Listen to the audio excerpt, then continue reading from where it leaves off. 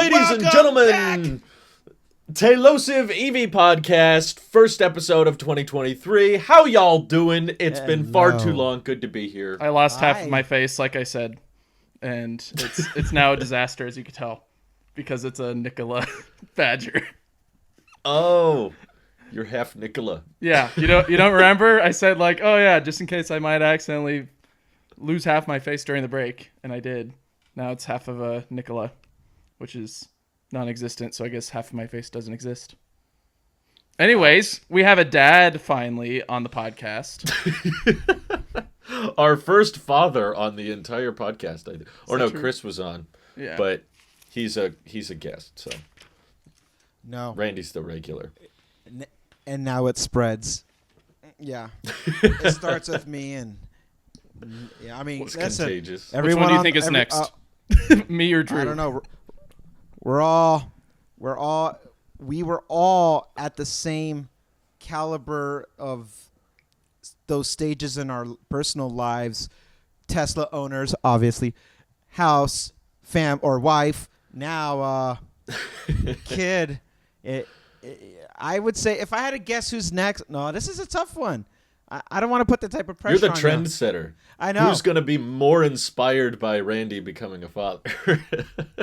It would be a badge of honor if I said Drew, but if I have to go off of age, then I would say Mike. But honestly, you got take your time. Take your time. Sleep is overrated. There.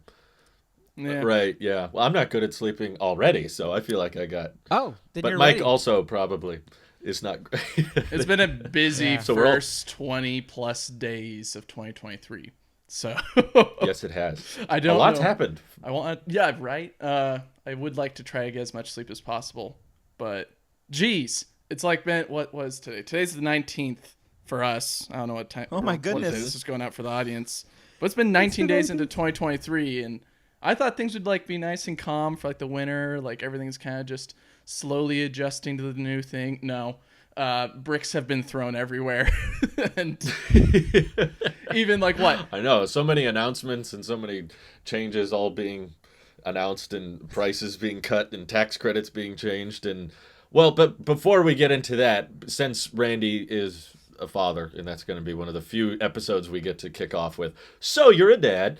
I have to ask, what is Sage's favorite Tesla model? What color would he get? What range does he prefer? Just give me all of his preferences. Okay. I would like He's to. told you by now. He's Right? yeah. He I asked him about this, and he said it's only appropriate that he would have a sage green for his car. Ah, Of course. Okay. Naturally, and because he was born really, really long. He said long range would be his ideal, Okay. and to help match that. But then he threw a curveball at me. He threw a wrench in the whole equation. He does not want my Model 3 because he's going to be bigger than Nick apparently. So. It's gonna be like 7 feet Yeah. tall. Yeah. He's huge. Can I tell you guys something real quick? Sage, we don't know where this height came from. And after asking family around, we found out that the males on Brittany's side of the family were all over 6 feet tall. And I was like, oh, jeez. no. Oh, no. He's gonna be like 10 years old and dwarf you in height somehow. Yeah. I think so. I had to start calling him Sir next week. I think he's like halfway to your height Yeah. already. Yeah. So Wow, Yeah. catching up. good luck. They grow up quickly. They do. I think the Cybertruck will be too small, so hopefully Semi, which delivered on December 1st, can be his first vehicle in Sage Green, I think. I am proud to say that I'm wrong. That we got semis in 2022. I mean, at the very end of it, but I'm just happy that they technically met their one of their timelines. They're like, all right, we made it. So does that reinvigorate my hope for Cybertruck? I don't know. I'm skeptical because we still don't have numbers. At least semis had their numbers out there. Price. I'm talking about price. Well, they don't have prices still, but We don't even know how much Pepsi paid, really, because there was an estimate that they gave back in 2017 and then kept that until last year and then killed that price, and we just don't know. So, like, on one hand, I understand why they would charge way more for the semi because of the fuel savings for it, and it's Pepsi, so they can afford whatever. And it's almost more of a publicity thing for them than it is like we actually need these now, because they were clearly willing to wait 3 extra years. But also, people who reserve the semi put $20,000 down. So I feel like that should lock in a little more than a refundable $100 deposit, you know? So is the Roadster refundable? I don't think it's it refundable. is. No, I think that's a great question. I know that there was the Dan from What's Inside got it refunded, I think. Yeah. Oh. So I think you can, but it's not. It doesn't look easy. You have to call in. You have to be like, so I've made a severe lapse in judgment on when this Roadster would be available. Elon is not a criminal. We got how long into the episode? How much do we need to? Did you guys see that story surrounding the former Tesla employee claiming that the Autopilot video is a fake, and what fake really means? It was like an old video that they had at Autonomy Day. It was pre FSD beta, but they just had a video of a driver not using their hands, but they put all this code on the screen, and the point of it was to say the driver doesn't actually need to be there. The car is doing everything on its own. And then the employee from Tesla was like, yeah, they just completely made that up, and it took several takes. But it's like, well, the point wasn't to say it can do this now. It was a proof of concept. So is it really fake if they... I could see both arguments personally. I mean, okay, so I think the lines would be a little bit more defined if this was presented at something like CES, where like you go into it knowing that like, oh, hey, proof of concepts are a thing here. Whereas like on a Tesla, hosted event, and they're selling a package for it. And they're selling a package for it. That, like, I could see the stance of being like, well, misleading. But with that, me trying to find that line in the sand, context also matters, and people have to understand. I mean, everyone, even then, up till right now, everything is still beta with FSD. But the displays have changed. Like, we get version updates that completely re-engineer the UI on your display. You have to go into it with the understanding that this is all really early I don't want to say prototype because that's not the word, but it's all early adaptations of things, early adopters, early everything that I wouldn't, not a single person should be surprised that like, oh, it didn't go exactly like that, when back then you couldn't just sit there hands free. If I have to make contact with the steering wheel even back then you kind of already know that like you're showing a proof of concept. You're showing its capabilities of what it can do, and whether it takes multiple takes or one take, that counts towards anything with marketing, because at the end of it, it's all marketing. Hey, let me show you what our software can do.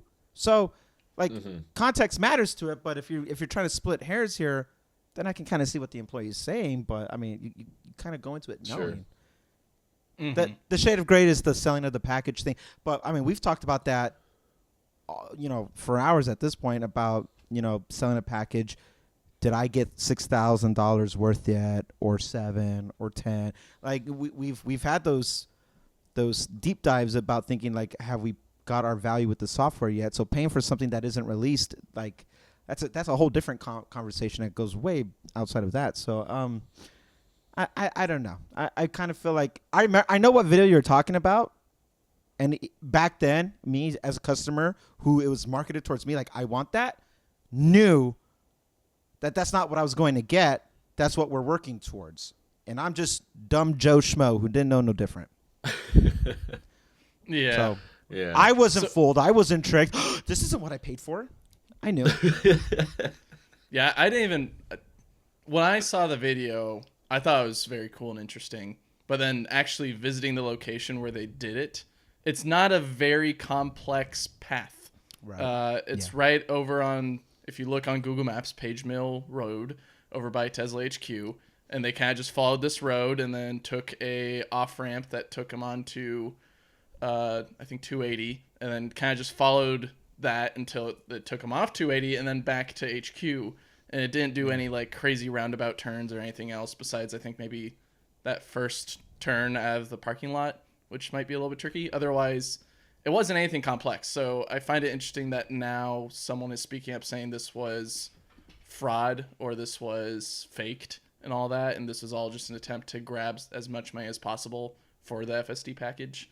Or at the time, well, was it? I guess it was called FSD at the time. Anyways, I don't really understand why this has now become a thing instead of like it becoming an uproar like, I don't know, 2 years ago or something like that, or even sooner than that. I guess maybe he got angry or felt mistreated after all these years, so he decided to take this action. But to solidify the point, that maybe I'd be saying it was untruthful, or I would be saying I'd be untruthful if that video didn't help me, or that, what am I trying to say? That the video didn't help convince me to get influence FSD. your decision. Yeah, to get Yeah. FSD. Yeah, get Sure. FSD package. I think it definitely had some influence, but I wouldn't say it was the pure selling point. I think a lot of Sure. the things that they were claiming, like it being able to take me from point A to point B with minimal to no interference, was a decent, like, yeah, I commute a lot, so sure, why not? Or just even just the fun factor of like, okay, it costs like $6,000 for my car to kind of drive me. Okay, let's check it out because there's no subscription at the time that Randy and I bought it. So, all right, Sure. I guess I can spare the money. And if they said they're still working on it, then that means it's only going to increase in features over time. So that's what got me on board for the package. But Yeah. the road that they took, not that complex. So I don't Yeah. see the big uproar of like, look, they faked this video. It's like, okay, well, even if they did, the road's not that difficult, which maybe one would say, well, that's just even more embarrassing for Tesla because they couldn't do it on a very simple route, if the claim is true. But if not, then I'd tell everyone else, like, oh, what can your car do? Exactly. You got to start somewhere. I guess the point is now my car can do that route. I've done Yeah. a close to similar route in that area, along with many other places in the Bay Area, where the car has seen much more interesting and difficult circumstances that I had to figure out how to get around or handle. So if it was fraud then, it's reality now, which I guess that's maybe like is that like 5 or 4 year difference or whatever between what they wanted to achieve and what they've achieved today. I'd say, okay, well, they achieved their mission of what they set out in the video. So Sure. why you mad, I bro? think, yeah, I would compare it to just play devil's advocate. I mostly agree with both of you, but to argue for the other side a bit, I would compare it to Nikola rolling down a semi down a hill and saying, well, we never said it was on its own propulsion system, and people are like, well, that's misleading, and that, their point was it's a proof of concept. Here's what we'll eventually be building, and that will eventually be able to power itself. Like, that's a big milestone. Wow, it can move. Nice. But as far as full self-driving goes, the tweet in reference, like when they first tweeted this video, I don't think it's the same one at Autonomy Day, actually, but it was a tweet in October of 2016. So this was a very long time ago. And basically, Elon was just saying, Tesla drives itself, no human input at all, through urban streets to highway, then finds a parking spot. And maybe their argument is this was misleading investors into thinking that the robotaxi model was going to start kicking in for revenue of the company, like they were going to start rolling that out. Like, I think that was the bigger criticism, was Elon saying 1 million robotaxis by 2020, because in that presentation they were straight up saying, here's how much those can make a year, here's how many we'll have, here's how much money we'll generate from that. So a lot of people were kind of like associating that income potential in the not too distant future, so they were buying the stock with that anticipation. Now Tesla's defense, I'll go on the other side, is, well, there's a difference between fraud and we failed on our timeline and we thought we wouldn't fail, and that's where it gets messy in court. So that's why I don't think they really have a case. Like, if they sued Tesla for it, I don't think they'd be able to prove with 100% certainty that they knew they couldn't do it. Yeah. They just probably really thought they could, and they were wrong to think that. So that's the difference between, like, failing to deliver and intentionally deceiving. Sure. I have to hold some feet to the fire on Tesla about timelines. Makes me I was thinking about this during our break. Totally get that 2020 was a cluster, for everybody. Everything just, The podcast took a regenerative break, so we could all recharge. We added one whole new human to the team. Yeah, what do you guys do on your downtime? I'm out here doing Elon's work. He said we got to populate. That's right. Me and Mike are killing humanity, except but Randy's keeping it afloat. That's Makes right. sense. You're welcome. We have to maintain balance somehow. Anyways. That's right. Well, so in 2020 we had something happen, and yeah, setbacks happened. I totally get that. I understand it. It's 2023. And now, wow, dang, it's been 3 years. It's been 36 months, and it's been 33 months since the global pandemic stay-at-home order thing happened and everything shut down. So, that's what you're talking about. Yeah. I thought you meant Tenet. Oh no! The Whoa! Chris Nolan film. Whoa!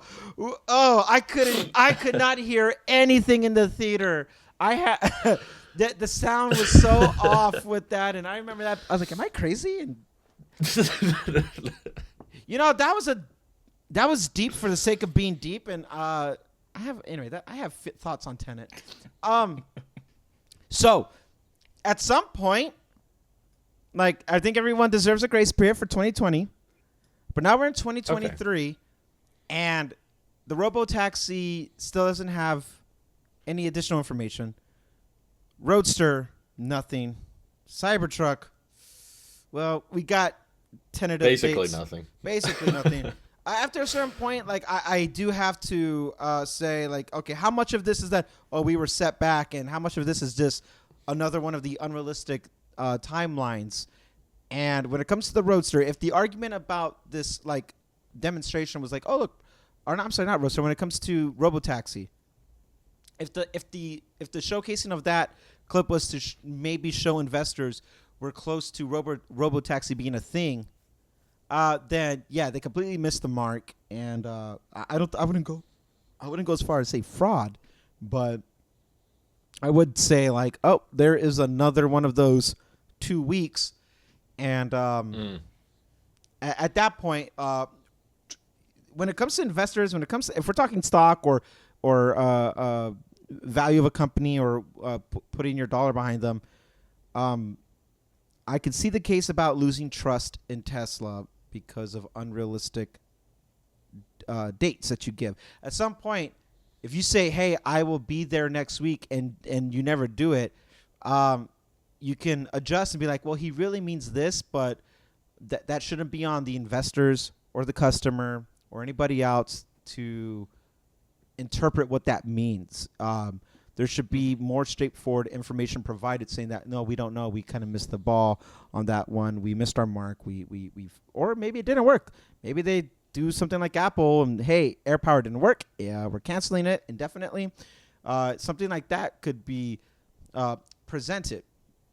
But again, in the greater scheme of context, we're all very, very, very early here, and everyone is playing first to blank.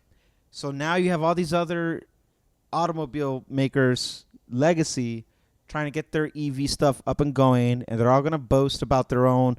Here's what our thing offers. I mean, Mike, I think it was on the last episode, if not one of the last, he talked about the Volvo and like, look at all these cameras and sensors, and it's really safety focused. And so that's what Volvo is leaving it. All these other guys are going to come in and introduce something to try to make their stuff stand out. And that they make, hey, we're the first to that.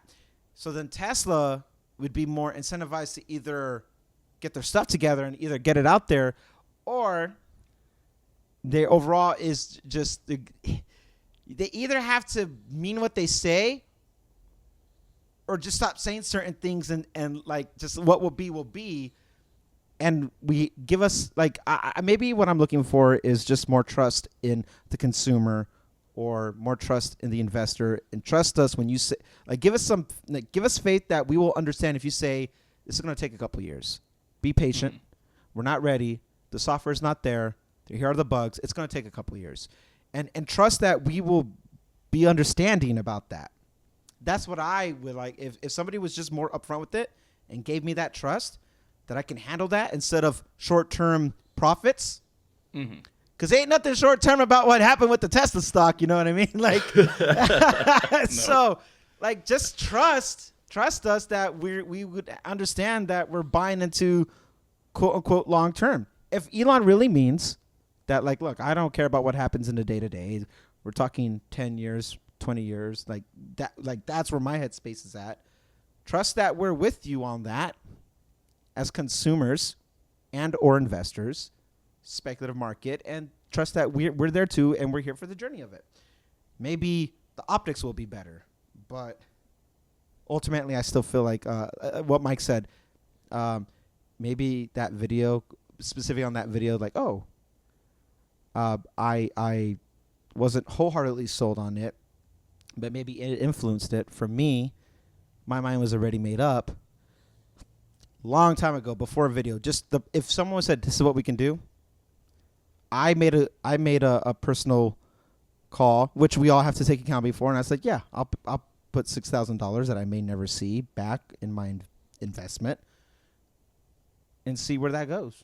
And that was my personal risk tolerance, and we all have to make that own. If there were subscriptions back then, what's the difference between that and then looking at the Nikola Tre or Nikola Badger and saying, oh, look, see, they did something, let's just throw money at it and stuff like that. It's the whole it's so easy to throw your money at things these days. So you see a lot of companies just advertising something like, look what we can do this. A good example of that, I guess, kind of keeping in this topic of like over-promising and under-delivering, stuff like the Ram EV event that happened while we were taking our holiday I need break. to hear your thoughts on that. Oh, dear Lord. But I'll dive more deep into it, but at least like over-promising, like, hey, we're going to show you something next year. You're going to love it. It's going to revolutionize pickup trucks or EVs in general. And then the event right before the event starts, they're like, oh, by the way, this is a concept. And then they show all this like just what's it called? What do they call it? I've forgotten the term. Vaporware. A whole lot of vaporware. Oh, yeah. Of just like, look what it can do. It's got a whole pass through for both the midgate and the frunk, so that you can haul like an 18-foot 2x4 and all that. You've got like only 4 seats, but are very luxurious and all that. It's got like compartments on the side and all that, which actually reminded me of the Cybertruck. With its kind of sail compartments and all that. But it's a lot of this like, hey, we're going to sell you on an idea, invest money, or like show some support, or I don't know, buy our stock, anything like that. Yeah. They want that EV hype. They want the hype and all that, in which it's okay to generate hype as long as you have the intention and both means of production for the product. Even if like you're still trying to figure it out, like Tesla is with the Cybertruck, and finally getting a 9-ton gigapress installed. At least like back it up. 9,000. Or 5,000, whatever it is, 9 Yeah. ton, whatever it is. Some giant 9 ton. ton would be kind of small. 9 ton, either way. Back it up, or at least, for at least buyers, apply some skepticism, at least in 2023, if you see companies like RAM, or VinFast, or Aptera even, like, don't immediately jump in saying this is going to be the future and we need to buy in now. Apply some reality to the situation. It's okay to get excited. It's okay to, I mean, I guess it is okay to throw money if you've got the means to throw money.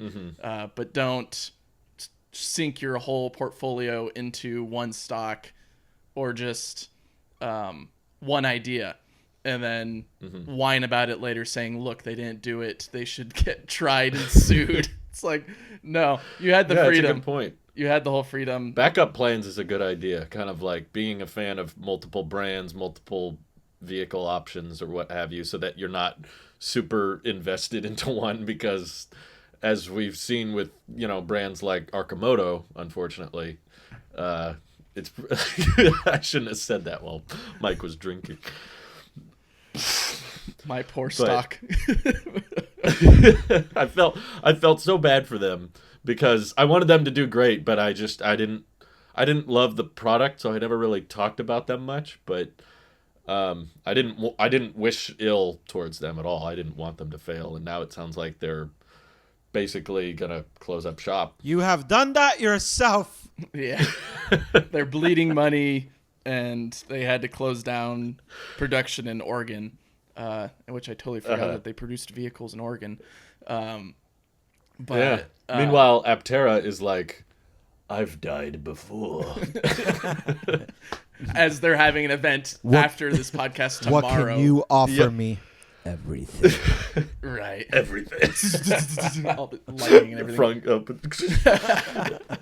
Or the hatch happened. Yeah, I think Aptera what doesn't have a Arcimoto needs to focus on is something that Canoe has been focusing on, is finding customers, finding agencies that want to buy these vehicles and do stuff with them. Like, Canoe's like, Sure. oh, look, delivery companies, or at least commercial companies, needed a last mile delivery van. Let's try to fill that need, at least with the van or the lifestyle vehicle. And then later we might I think FUV was trying to do the same thing. Did you see their website with the Deliverator model? The Deliverator?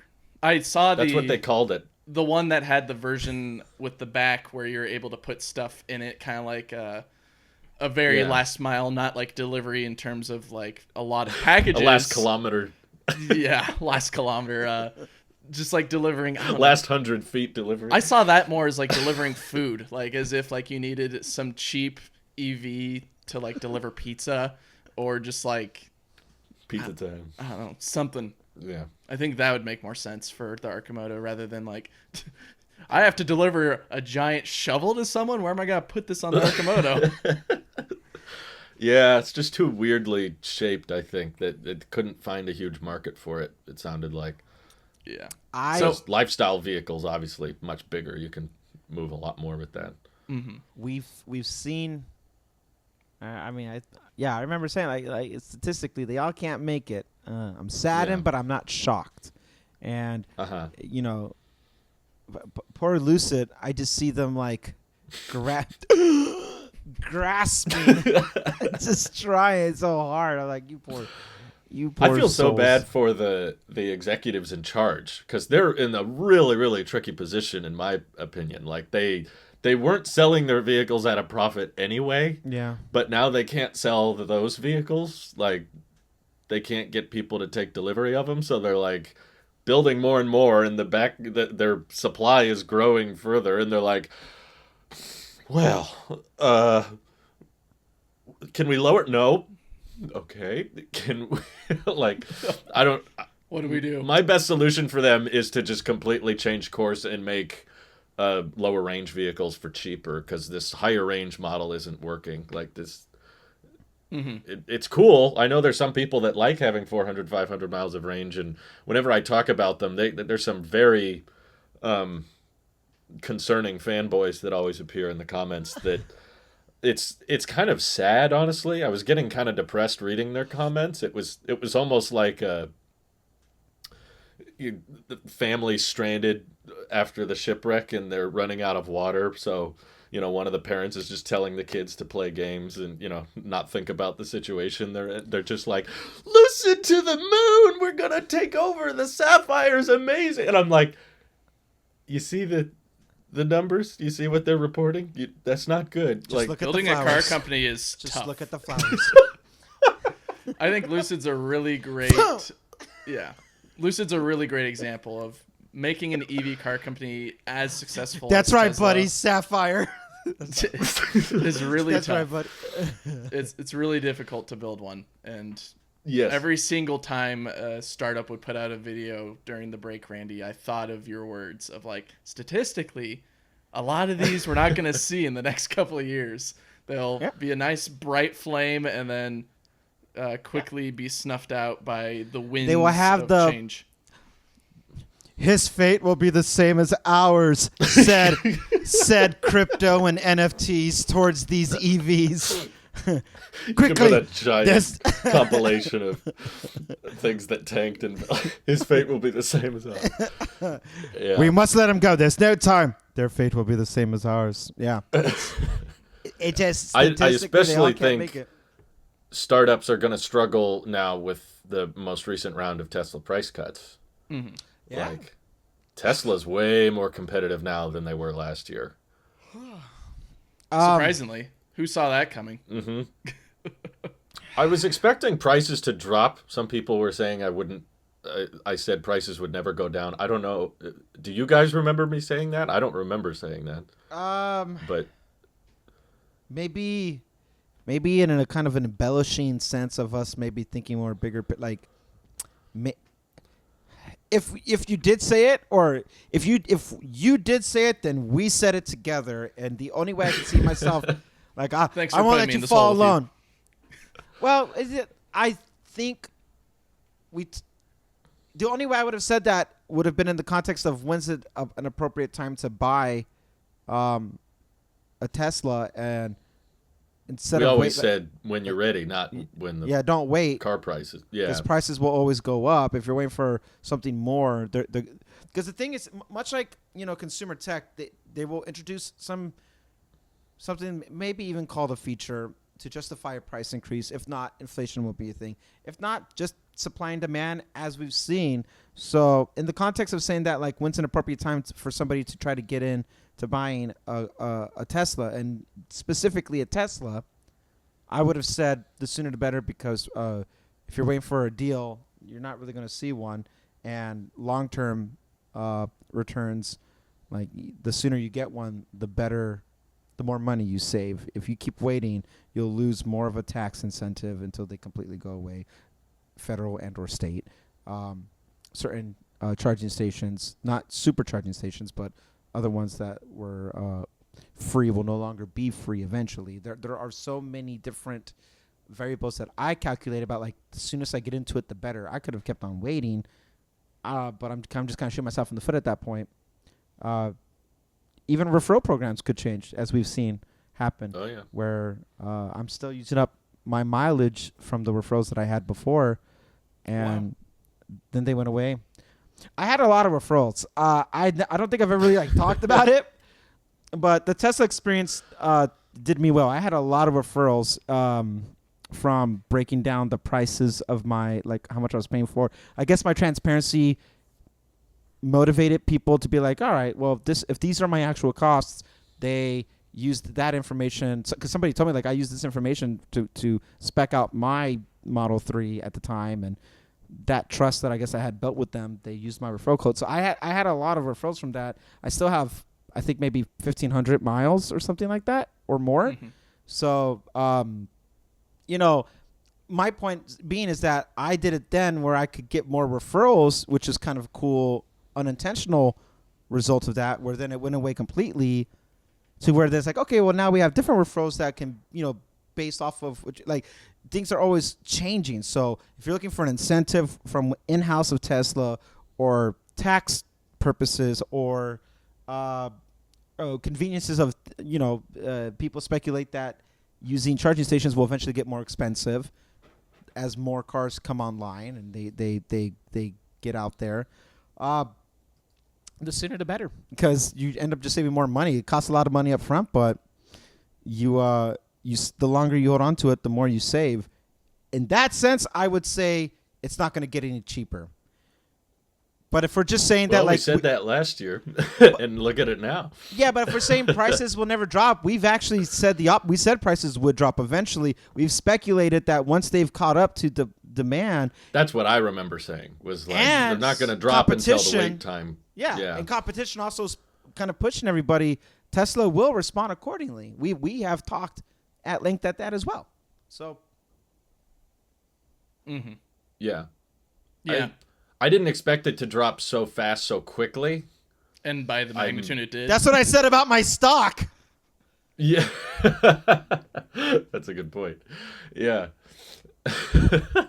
But yeah, like it's a different vehicle now at the same time. So like some people got the end of year discount, which was $7,500 off at the point of sale, which the people buying now, it's a federal credit. It's not point of sale.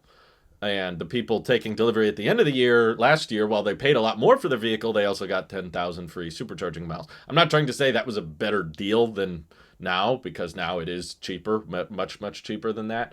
But point being, no one knows what's going to happen.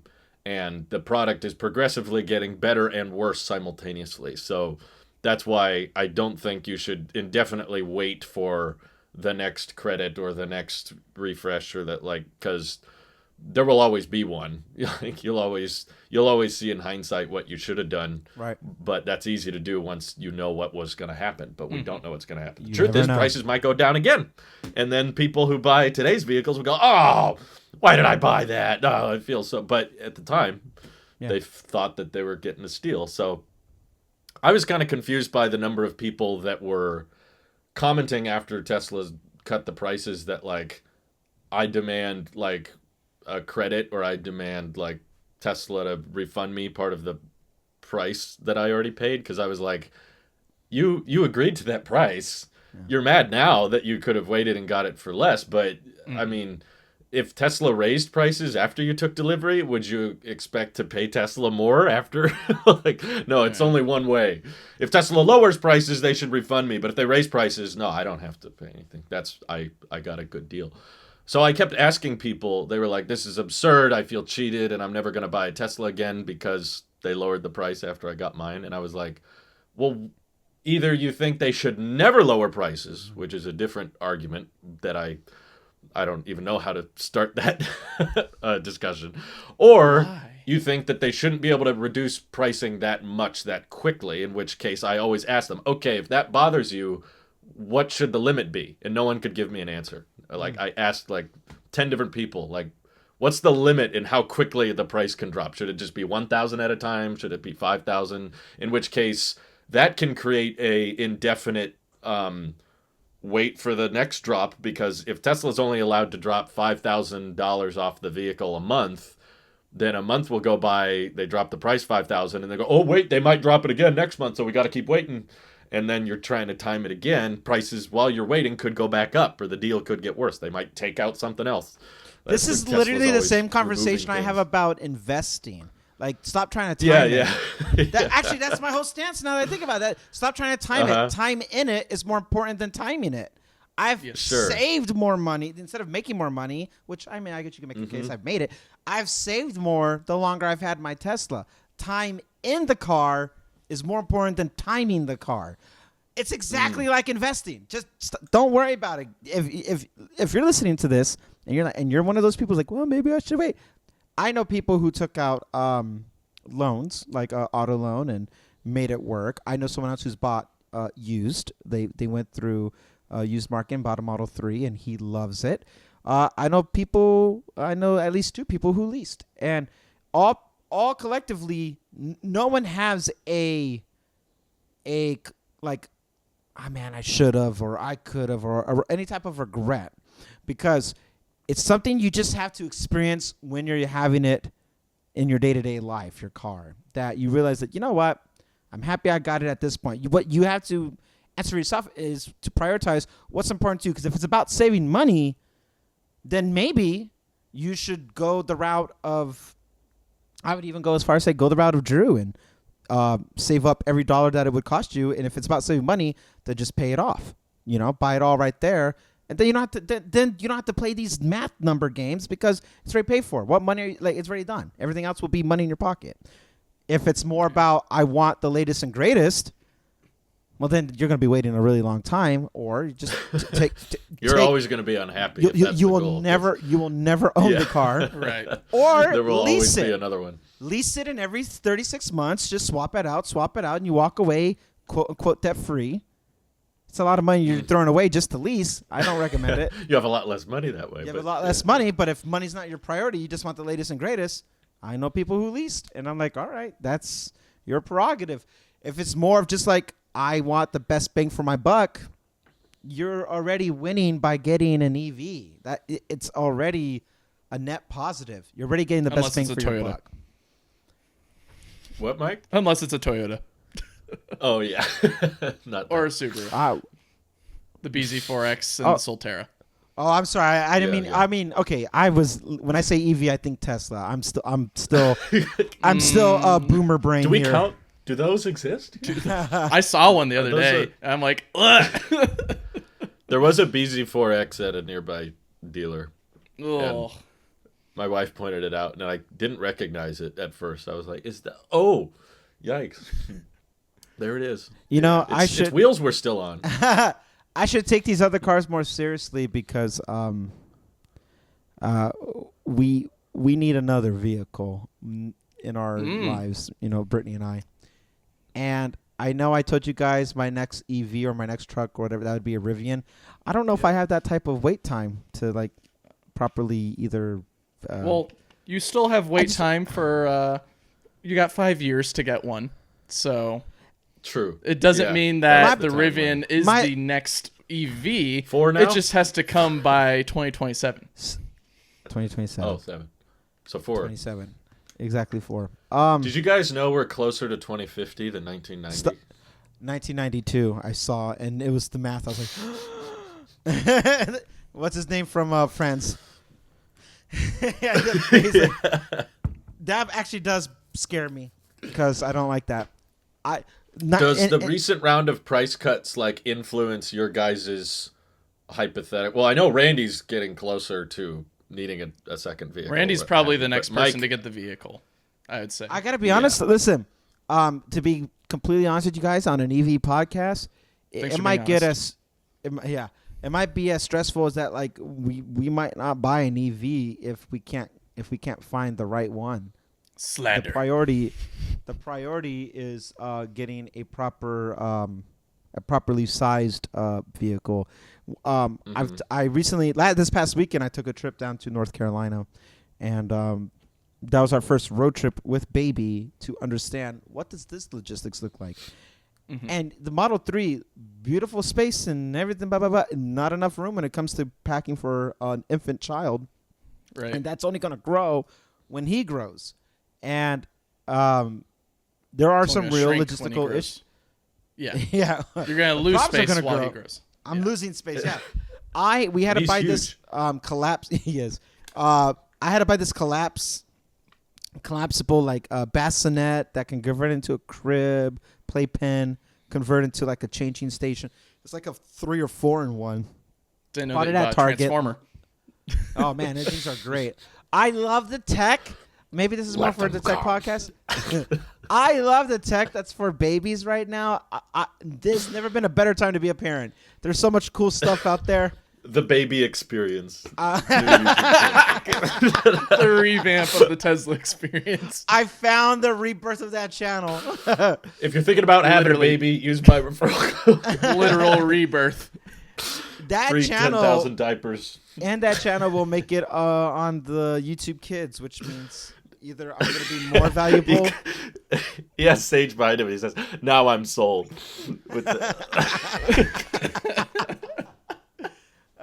There's not enough crib space for this. Do you think The Model Y is too small It's for your needs. It will. I could say confidently if I was to load up the car the way I did on like Thursday, Friday last week, it would be a tight squeeze for the cargo space because all the baby stuff plus mine and Brittany's stuff, plus accessories of the crib and the hygiene and the like there was a lot that was going into that. The stroller alone is the most unnegotiating one. It's there. It takes up space and it's there and I have to work around. Like I have a 3-in-1 stroller, car seat and baby carrier that I can make it all work. And I love that thing, but at the same time I hate that thing cuz I can't. If it goes into my trunk, which it does, I got room for maybe 2 medium-sized bags at most, and they have to be like loose-fitting duffel bags that I can with clothes that can warp. It's the only way I can make it work, and I hate that. My back seat was loaded, and how we drive the vehicle is that one of us is driving, and the other person sits in the back seat with Sage, and we just have all the seat, make it comfortable in the back seat because you're gonna be back there for hours. So I'll put what I can in the front seat, but then I got Kika as well. So then I got my dog, and it was a whole production, and it was very eye opening. Like, oh, the Model 3 is great for like if we're coming back same day for trips with a baby. Something has to compromise. We didn't take the stroller, so because we didn't take the stroller, we didn't go out as much. Like because we went up into the mountains and we just kept the baby in the car the whole time and maybe brought him out for a little bit of show and put him right back in because we had to kind of readjust again. Model Y, knowing how much that backspace works, fixes the stroller issue, but we still have a cabin issue with our dynamic when it comes to baby, dog, mom, dad, and just comfort stuff for baby dog for just like commuting. And our lives, I mean, this is all obviously subjective to what you're doing with your life. Ours is that we don't want to stay home as much as possible. We want to be able to get on the road as much as possible, and be gone for a long period of time.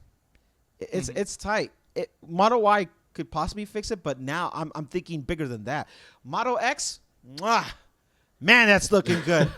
Man, that's looking great. That will fix it. Yeah, Model X. What will about fix it. something like a Canoe, Randy? Since they're starting delivery of the lifestyle vehicle this year for customers that aren't in industry or commercial and all that, it can fit 7. I don't know if you've seen the video of Sandy Monroe checking out the Canoe lifestyle vehicle, but that eye opened it for me of like December. Okay. I saw it. You should definitely go check cool. it out. What was it? Tony Aquila, the CEO, was basically commanding Sandy to do donuts in the van. He's like, it's okay. You'll be fine. Just do it. Commanding. Basically. Do it. And like, this is a big, like, Twinkie-sized looking thing. And it's got a crazy amount of space and utility. That I think maybe that might be a nice alternative for you if you're okay with making the sacrifice of using Electrify America or EVgo or whatever, and also the range, because it's not like a crazy high range. It's like I forget, was it 70 to 80 kilowatt hour battery, and it only it's like gets a 200 plus something, 250, 240. The range will not be as stressful as charging times, because then the other part was that I stopped twice to charge, and like the way it just juiced up my car so quick, and I got back on the road and I care more about charging time than how much of the charge, so I can get on the road. Because one thing that because you're an EV owner, because I'm an EV owner, so you understand range is overrated. I had the headspace to keep pushing it.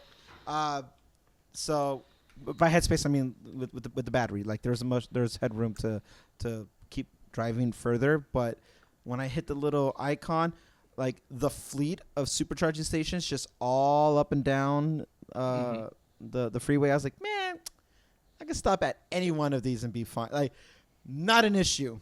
Now, when you say with using EA and having their network set up, the simplicity of the supercharging stations just does something for me. And I don't. It maybe this is obviously champagne problems. Like, I would admit, like, I should not be complaining, but you know what? I'm an American, damn it, and that's what we do. So I don't want to have multiple profiles on different apps going back and forth with the phone. Like, I wanted all the Tesla app is the best app, best widget, best everything. That is the cleanest, most simple. I know we said a lot about the EV6 last year. I watched several road trip videos of people with the EV6, and I take back a lot of what I said about it. Oh no.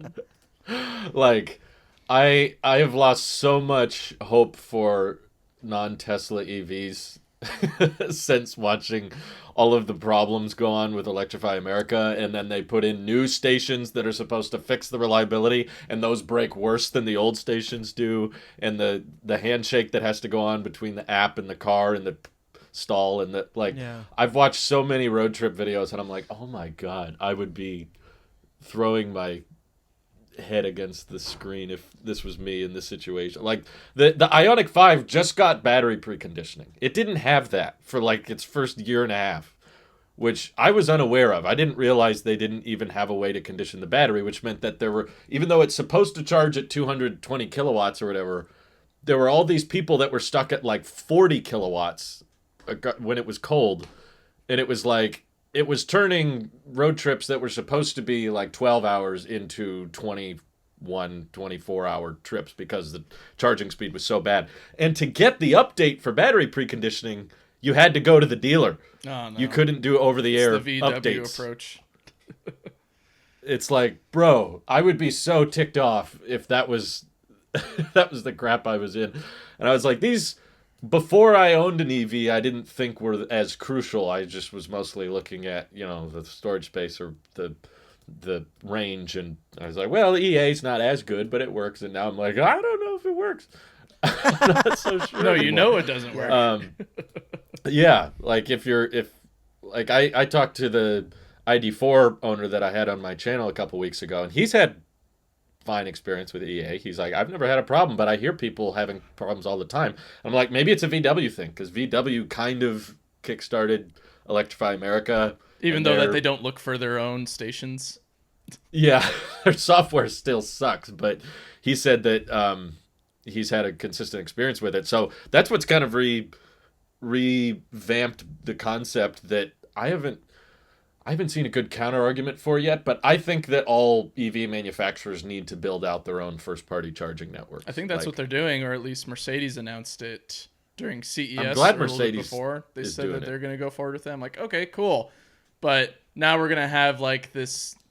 We discussed this earlier. Like, you don't see a Ford gas station, you don't see a Audi gas Hyundai station, gas pump. yeah, anything like that. Yeah, you don't, and that's why people are against it. It's but because EA just is dropping the ball so low deep into the Marianas Trench without any buoyancy on this dang ball. You know those videos with the hot ball that they drop on something and then it melts like a bar of soap and then it goes all the way through? Yeah, but this thing That's is EA always right on now. fire, so it goes all the way through the ice, then through the table, then through the Earth's crust, all the way to the core. That's and all Electrify America. that. In a way, yeah. Yeah, So and- at least like we have people like your teacher friend who hasn't had that many issues. So there are cases where people aren't running into this issue, but they know of other cases easily. Like, they can think of at least 5 on the top of their head. So Yeah. that's why I think maybe it's better, or it's okay that Mercedes and Rivian are like making their own charging network, because I think it's... Go ahead, sorry. they just need to. Like, Yeah. there's a necessity for it. They're seeing that people are trading in their Rivians and all that just because they can't charge their And car Porsches. reliably. So might as well just trade it for a Tesla, or just go back to gas or a hybrid or something like that. So only makes sense. I to saw that make your happen. own. Or have the other guys use the the network that's already been established and it just works with the supercharging stations. Like, have them just adopt to that. Because more so than just picking a Tesla or non-Tesla, it's the infrastructure that matters when it comes to driving, commutes, road trips, and stuff like that. It's not. I'm not trying to just say that Tesla or nothing, but I am trying to say that the supercharging network, those stations, freaking work. Plug and play. Just go. What are you doing? I don't know. I felt like I was going to Seinfeld. Yeah, It's so good. Like What's the deal with Electrify America? Yeah. Nuts. I think that the incentive is important. Electrify America was like a settlement. It was, and the way the tax credit is designed, a lot of these third-party charging operators, whether it's EVgo, ChargePoint, even Joule started building some, which is weird. I know. They don't work very well, but neither does any CCS charging standard. So the problem is they are incentivized by how many charging stations they deploy. They are not encouraged or financially motivated because EA is known for being cheaper. Usually you get that free for a couple years with your vehicle, or if the charging session is slow, they just say, hey, this one's on us. Like they have cheaper rates, they undercut superchargers. But as nice as that sounds when it's working, the problem is they're not motivated for the chargers to work reliably because they actually lose money when they're charging vehicles consistently over and over again. And they just get the tax credit and they just get to check their boxes off of their settlement when they deploy a bunch of stations. Whether or not they stay online or actually work, they're not motivated to make sure that stays operational. Tesla, if the superchargers aren't working, that affects them. That hurts their revenue. That affects their buying power of the vehicle.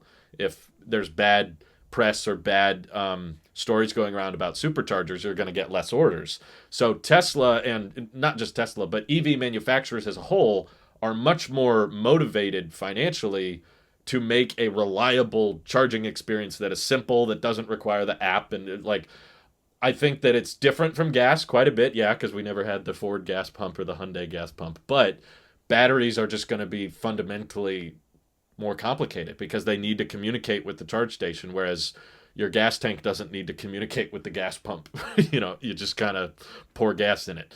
Whereas this is a much more complicated transaction of electricity and knowing when to taper off. And what was bricking a lot of Rivians was the EA stations were giving more power than what the Rivian was asking for, which is dangerous to the battery pack. So when Rivian detects that, it shuts off. So there were all these people road tripping in Rivians, and the charging session would just stop and cancel out, and then the Rivian wouldn't charge, and people were stranded because it was like, we don't have the proper protocol going on. So in an ideal world, if we could all agree on the same connector and the same protocol, no, we wouldn't need manufacturers to make their own stations. But I think we don't live in an ideal world, and we can't get people to adopt NACs or all have the same protocol, which is why making your own network like Rivian is, or like Tesla has done, and like Mercedes is going to do, it doesn't, a lot of people don't think that's the future, but I think that's going to end up paying off, like the companies that have their own first party solutions where you just grab the cable and plug in and it goes. Or adopt whoever someone has else's. that is going to Adopt someone who's already made it like Tesla has, or make a deal with Rivian with their Adventure Network to use their stalls and apply or comply to their standards. Or probably what the Legacy Auto is going to do is wait to see what Mercedes does and then just go with them and be like, okay, this is, you charge at the Mercedes charger and it does this and that's it. Like, that's how it's going to be. But it's true. It's tough. More efficient. So I don't blame you, Randy, for wanting a supercharging capable vehicle, but I have a proposition for you, but I want to know what the price you have in mind is. I'm not at the point of price yet. I would say that more so than anything, it's just like timing. You said you can't wait. We our timeline is looking like within the year, within this year, it may very well happen. That means it could happen, first quarter. It could happen as soon as, a month or two. Maybe even the most ideal is before, Brittany goes back to work, we would have something established and set up. But the timing of it is the most important factor, not money. But the thing is, that doesn't mean I don't have an empty pocket. Like, oh, take whatever.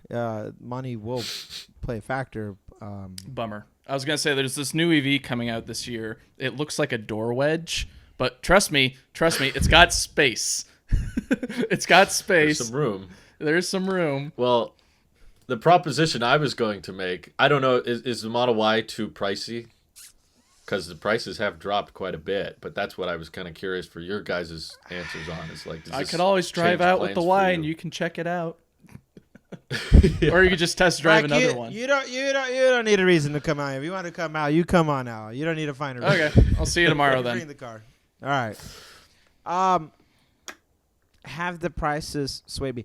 No. So then that with the Y, price is secondary to delivery time, for us most likely. But the thing is that the talk of getting a Y is no longer that locked in, because we saw how cramped the 3 got, where if we got the Y, are we just kicking the problem, kicking the rock down the road a little bit until we come adjust again? Where if price was not an issue and whatever, I would get the X. That's the family vehicle, and we're set for sure. Have you looked at the used Model X inventory recently? No. There you go. It's gone down quite a bit. Yeah. The used Model X's are basically close to the same price as the Model Y now. Mm-hmm. And range wouldn't be great on those, but they would have supercharging, which you said range isn't everything as long as you got the quick charging. And the space, I guess, would be better than that of a Y. So the lowest one that I'm seeing in kind of my area is 54,000 or whatever, in which you can get a Model Y for, I think, 52. So I haven't seen a Model Y for 52 in a while. Really? I thought I just configured one. I see a 2017. Well, the long range is 53, but okay, well, still, I see we're a throwing rocks. 2017 Model X for 57.8. So it's not twice the price like it used to feel like. Now it's, I'm sure it's a bit more, but sometimes they ship them with enhanced autopilot or full self-driving too. Yeah. The full self-driving is no longer a consideration for me. That with the family vehicle, I don't trust. True. I wouldn't either. I don't do FSD when I have Sage in the car remotely. They package it anyways, so it's there. I just go boom, boom. Then I just use the adaptive cruise control. That's the extent of my road tripping. I just want to take my foot off the steering or the accelerator or the brake. I just let it do its thing. You should take your foot off the steering too. That's not a good idea. No, it's a little dangerous, man. What are you trying to That's do? how Randy. No, that's how Sage will drive because he's so tall. Yeah. Yeah, adaptive cruise control is good enough, more than good enough. I'm grateful for it. I'm with you. I'm with you there. I don't even now that I'm a parent, I guess I say it with a little bit more meaning behind it. I kind of regret getting FSD because I don't need it anymore. I wouldn't use it, and I don't. I regret paying the $200 for it. That's like the easiest way to get it, and I still regret it. Yeah, I don't. I love the enhanced autopilot for what it can showcase, but I just need adaptive cruise control, and even then, honestly, the safety feature for me, having him in the car, the only thing that matters is the safety. I don't speed remote. I'm in the right lane, doing 65 into 65, and I'm taking my time with him. And I know it's because I got the new dad jitters and stuff like that, but I also got an infant baby. Of course I'm going to drive so cautious, and I don't care about FSD. I cared when I was single in the sense of I wasn't married yet, and I bought the car, but I cared when it was just me. And that was my main. That was my main whip while I'm driving to work. No, I get you. It- But I just meant as an option for bigger than a Y with supercharging. That's not insanely expensive, like compared to a Model Y. So that's why I asked if the Model Y was too pricey. Plus, used Model X's are in inventory. You wouldn't have to be waiting for months and months on that. But also What's the new crazy- Model Ys are like, was it January to March? So it's not a big window either. But so again, price being a factor here. What's crazy to see a 2017 Model X with only 2017. 32,000 miles on it, which means nothing for EVs. You don't have to worry about the speedometer or the odometer. But the fact that like it's not even that used. I love how little Randy cares about battery degradation and range. And he's like, no, whatever. I just don't care. need space. I only say that because I look at 32,000 miles, 32.6 on it, and that tells me that battery has. That's a 2-year battery from a 2017. That's about 2 years worth of using. That's less than what my Model 3 has right now, a 2019 Model 3. So that means that tells me the battery's stronger, not longer, because it's a regular. It's a all-wheel drive with a range of 237 miles is what it's logged. I don't go 200 and anything without stopping on road trips to juice up anyway. Especially This with is the why I diaper. thought this would be perfect for you. I don't go that far. I see on the paper here, or the paper, their Carfax equivalent That previously digital repaired. paper. It was it was in an accident, but you know what? I was rear-ended, so my car works fine. Everything's fine. Yeah. I love that it says 30-day premium connectivity trial. Thank God. They all say that. You need it. Yeah. Even Okay. new ones say that. So are you saying look at a used Model Y? Is that what you're saying? You can look at that. No, I mean, you could. Yeah, But, if you I want. mean, you were saying earlier that you think the Model Y is kicking the issue down the road, but you're still going to run into it in terms of storage space. But Yeah. Model X would be more likely to fix it. And I'm like, Model X's, now that they've been out for a while and now that prices for new vehicles are going down, that means that the used, that's what I was actually more excited about when Tesla dropped the prices, is like now the used market gets really interesting. Now the second hand actually starts to become cost effective, whereas when we got our car, used was more. So that's why we didn't go used. But if I could do it over again, I wouldn't buy new with the tax credit. If I still was driving my Sonata right now, I wouldn't care about this heated steering wheel because I'd never experienced it before. I wouldn't know how much I want that. So I probably would have gone Model 3 used. Right now I can find them for $33,000 and it has enhanced autopilot. All I really want is the auto lane change. I don't want anything else. But, Right. Yeah. or the summon thing. I keep running into situations where not smart summon, just regular summon. I just want to move Yes. the car forward back a little bit. Oh, I want to run into that all the time, but I'm not willing to pay $200. loading for it. up my baby break that 3-in-1 carrier The thing. transformer. I have to summon the car forward because the way I always back in, but then out here on the east, you're surrounded by a lot of greenery and forests and stuff like that, and branches were kind of blocking my car. So I just had to slightly move it forward, and it was just done. I am so grateful for when I do need it. I don't need that smart, so I just want like inch it. Just a couple inches. And it's I know, I inch it a lot. I love those features. I love the auto lane change. I love adaptive cruise control. And these are all software, features that can do things like that. That's the extent of like my realistic, like, yeah, I can live with that. I can get by with that. I don't care about premium connectivity. I don't care about sound system. I don't care about FSD. I don't sound care. system. From the audio file. Right. I got baby in the car. I'm not blasting music loud anymore. Oh, sure. Your wife's in the back. Honey, can you turn the music down? Your son is What? crying. And you're just like, what? I can't moved hear the you. whole sound system to the front two seats. I guess Nice. I've done it. I love that. Yeah. balance thing. We use that a lot. But I don't. Mike, if you were, heaven forbid, in an accident and your old car was totaled or something, would you buy the same Model Y again No. with today's pricing? What No. would you get? So our plan, I guess this is something that I either hinted at or talked about last year, but our plan is if the Y ever gets destroyed,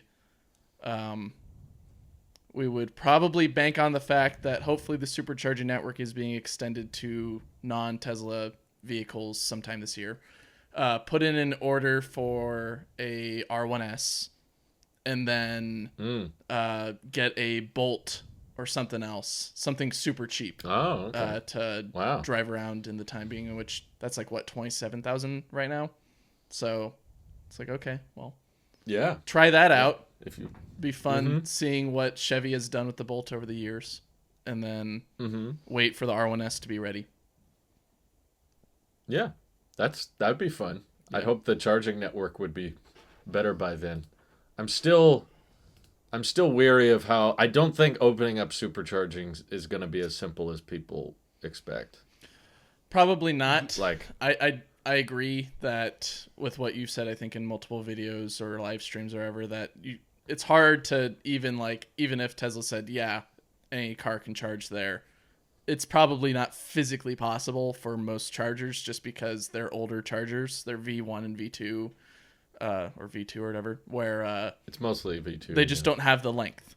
So V3 doesn't either, honestly. At a lot of V3 charging stalls, the cable can't reach where you would need to park because Rivian's in a totally different port location. So yeah, but even still, there's many chargers that I've been to where you can charge on either side of the divider, and so we would just probably organize it that way, or at least not organize it, but plan our trips to where we would stop at that charger to have that convenience. yeah, I just got a wonderful DM from Mr. Randy saying the best color, in his opinion, I would say, for a Rivian. You got to finally see one. hey, In person, in the mountains, and wonderful. that is Ooh, it's an R1S. R1S. That's what, when you said it's like, I had to show you. I saw that, and I immediately forgot What's to like. even an R1T? It was. I haven't seen an R1T yet. I've seen an R1S, best color, and Wow. If you look at the photo, they open the back is opened, like someone's loading stuff. No one was back there. It just opened on its own and it just stayed there. And so I kept doing circles around it. I kept. So you crawled in. No, I almost got out, and everyone in the car was like, "Randy, just go, just stop. You're making it weird." I'm like, "No, it's open. They might need help." And they're like, "Stop, stop trying to get close to the car." It would be rude not to look, honey. It was so clean looking. Oh man, that R1S is something. I tell you, man, that looks so good. Beautiful. So because I've never seen an R1T yet, that right there caught my eye hard. Like to see the paint up close, like, and I You just like was the staring out. launch edition green? Yes, It's a really good green. I loved everything I saw about that vehicle. Nice. Yeah, we've That's seen the car I want. us too. Not to flex on you, but in the matter of a mile, I saw a Rivian Blue R1T. It was like a cream. It's not the white. It's not the LA Silver. It's the one in between. It's not the El Capitan because I think that's a gray. It's the lighter eggshell looking one, R1T. Okay. And then right after that one, a Compass Yellow R1S. All within a mile. On my commute to work. So they're getting out there. But Yeah. Mike gets all the good sightings. Oh, He's in does. Oh yeah. EV heaven. Every single time I drive, I'm like, what am I going to see today? Oh, look, an EQS. But yeah, Taycans are everywhere. R1, All the used R1Ss are crazy expensive right now. I'm sure. They haven't gone down like the R1Ts. Mm-hmm. Well, they just launched. That's good. Yeah, they're that's not that old That's yet. a good news that the price hasn't gone down yet for them because, well, They were just getting out there. But I guess someone in Randy's area or wherever he was took delivery, and they're like, "Yep, this is That was what in we North need." Carolina. That was Oh, up in there the you go. mountains. Somebody like that's such a mountain vehicle.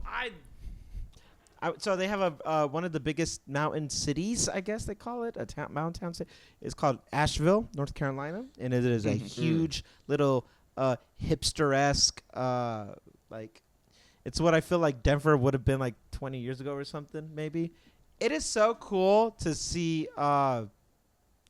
the amount of like off-terrain vehicles and so many EVs, but most of them were Teslas. I'm not going to send you guys photos of Teslas, but then I was like, wait a minute. I had to loop around, and everyone in the car was like, what are you doing? I'm like, just trust me. Wait. Yeah. Starts taking off his Well, that's clothes. awesome. Huh? Yeah. Starts taking off his clothes. Just trust me. This is going to work. Yeah. It's a whole plan. They'll take me in the R1S to take me to some shelter. That's really exciting. That's really cool. I'm glad that you finally Do you got like to see that one. little tailgate approach they have Split with gate. it? How it's like two. Yes. It's I like do. two things opening, not just the hatch. I liked the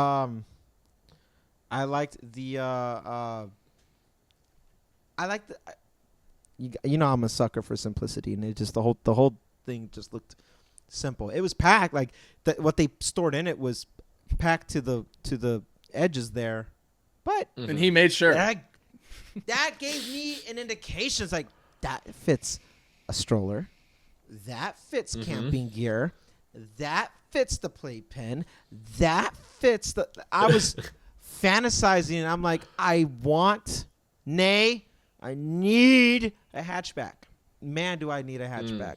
I miss it so much. But their idea of the whole little and just opening, it's cool. It's nice. It's cool. I love like it. it's a great for what they offer. Well, I saw it open in front of my eyes. The Model 3, will the Model 3 stay in the household, or Yeah. are you saying there might... Yeah. No.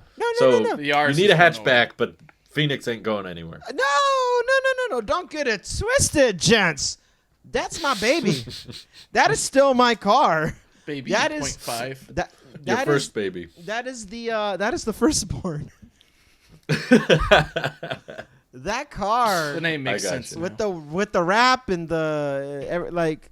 No, I will never willingly let go of that car as long as it's in good health. I will never Okay. let go of that car. That's good. So clean, Fair enough. so crisp, so everything. That car is perfection. I will never let go of that car. But it does not meet the needs of the family, of the household anymore. It's tight. It's not compromising. The fact that we have to compromise makes us just reevaluate what we want to do going forward. And it's all in the context of, I know that it's from a place of luxury, but the essentials of what any family member would want to do is to make sure that there's comfort first and foremost. Obviously, safety goes without saying, but while operating the vehicle and everyone's in the car, comfort. So the Model 3 is comfortable for staying in town or going maybe an hour somewhere, road trips, which we would inevitably be doing when we eventually move again, driving cross country, all that, if there is a more comfortable way that can fit my lifestyle with my budget, then I will do that. Now, if you end up buying a gas car, don't tell me. I don't want to know. I was actually keep just it a about to tell you. secret. Going back to what I said, I can't handle that again. The whole Nick podcast about buying the Camry. You I didn't can't push do me it. away from EVs. I did. Buy it in secret if you're gonna buy it, but Buy it in Don't secret. tell me about it. I don't want to know if you The do. shame. Wow. I did. That goes for you too, Mike. We have You end up buying a gas no. vehicle. Even all the discussions that me and my wife had a gas car was never really in the cards for like the future vehicle. Okay, the next car is EV, whether it is truck or SUV, or if for some reason we get into a whole bunch of money, roadster, not the Tesla Roadster, but like something like a sedan / low profile look. EV's the only way that we're going, unless for some reason our truck gets destroyed tomorrow. Then I guess we have to look around desperately to try to find a truck because we need one.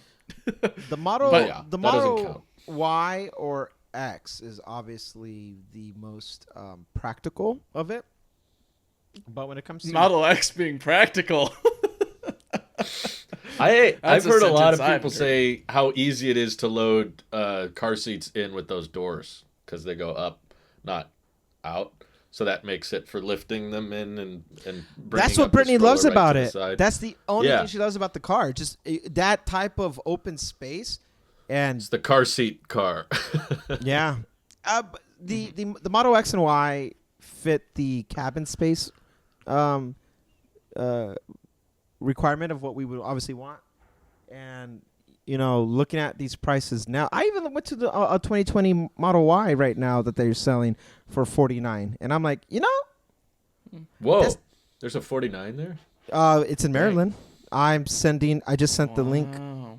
I texted it to Brittany right now, and Yeah, they don't get that low here. No, California, everything's expensive.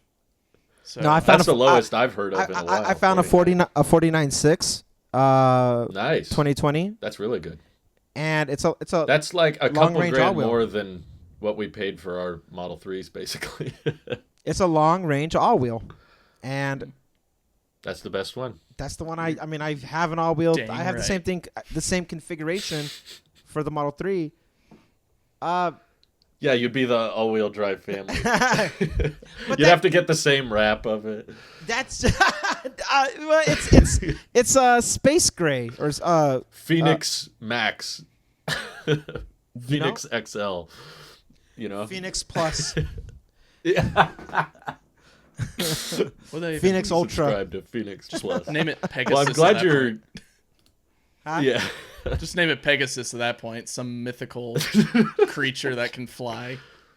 Yeah. Put a big horn on the windshield. Pegasus doesn't have a unicorn, but okay. I'm sorry. He can. I'm not a Pegasus expert. I feel like the ideal way is to stay not just EV but to stay in the Tesla network because it's more simple that way. So that is obviously the goal. But if something better, or better, I guess, depending on whatever the criteria is, if something else came along between now and then this year, I can't rule it out. I would not buy a new gas vehicle. If it was a matter of cost, then I would look for something used. But I just love my like every time I get in the car, it's a happy experience. You can't put a price on that, except that the prices that I would pay. 49,000. You can. I would pay to do it again. I would Yeah, pay. yeah. There actually You is can't a pay- price. I get what you mean. Yeah. I feel the same way. Like I asked Louise, I was like, "Well, do you think we'll ever buy a gas car again?" She was like, "No, if situations were really bad, maybe a hybrid that was plug-in, but that's the only way." And I was like, "Yeah, no, I won't do that." So Yeah. probably I've got the never Prius us. for you. Yeah, that Prius, as far as like vehicles with combustion engines go, that's probably the most tempting. That's what but Nick should get. Still not Nick should get the new not very Prius. tempting. Except I don't think it's spacious for him. True. I don't know what Or Nick that wants great at anymore. off-roading. I have no idea what he wants. Nick wants Starship. camera gear. He wants a He wants Starship. camera gear. He wants a Starship. But I should preface, I wanted Louise to come on the channel or show at some point, but she's much more camera shy than I am. She doesn't want to come on. But I will admit that she was quite more upset by the price decreases than I was. She didn't take them too well. My wife did not care. But we bought our car back in 2020, so Yeah, it's basically the same price I think that it was when you got it. They dropped, yeah, it's basically the same if you're if you're adding taxes and everything else. And then you also include, instead of FSD, you include enhanced autopilot, because that's basically what it was at the time when we bought it. You could basically buy my car today for the same price. Federal tax credit was gone at that point, right? Or yeah, was it I had still no there? incentives. There's none. Yeah, There's no right. state incentives either at the time, or at least like either they just phased out or they were in between. So That's unfortunate. yeah, so I bought it for Yeah. a very high price, but that's okay. I'm not whining. I'm perfectly happy with mine. No, I didn't care. And I was more of a Model 3 fan. She just really wanted the Model Y, and now she sees how cheap now the it's Ys there. are. So she's like, oh, and I'm like, honey, come on. It's not that different. Like, get inside. Yeah. Have we filled up the trunk? No. Like, she was like, yeah. She drove it the next day to work and stuff, and she was just like, yeah, I like this. This is fine. It's like, when you get in the Y, it's bigger, and I like the higher ride height, but once you're cruising, it's such a similar experience. You still got the screen, you still got the they share so much in common. I will be Team Luis when you guys have a kid and you want to Y. Be like, yep, that makes sense. Only because I understand the restraints of the Model 3 now for that stuff. I'll be like, yep, Yeah, makes sense, adds up. Until then, I think I don't know when that's gonna be, but I hope the Model Y is way cheaper by that point. I hope Rear wheel so drive, too. where are you? I hope so too. I'd want an LFP vehicle again if we were in the market, and they still don't have an LFPY here. So I wonder if by the time you have a kid, Drew, that the 4680 Model Y will be on the configuration page yet. never, it'll never be there at this rate. My God. To be honest, But now that you brought that up, never care about that stuff now. I don't care LFP or 4680. None of that matters. now that you mention it, I don't care. Yeah, because I remember the things I used to care about like, oh, the latest, like, none of that matters in the day to day. Does it work reliably? That's it. Supercharging is everything. Yeah, That's all batteries that matters. are trivia. Yeah. If it saves you money, then more power to you. Wow. Randy's a whole new man. Wait until we get into tech. Man. You just Yeah. Oh, no. You guys have final thoughts before we move on? That's it. I'm worried about the Cybertruck. Boo! It's like I saw that Gigapress going together. I was more excited, but I guess I should be worried. More on that next week. Anyways, Stay tuned. stay tuned. Bye, all. Have a good one. Thanks for your patience.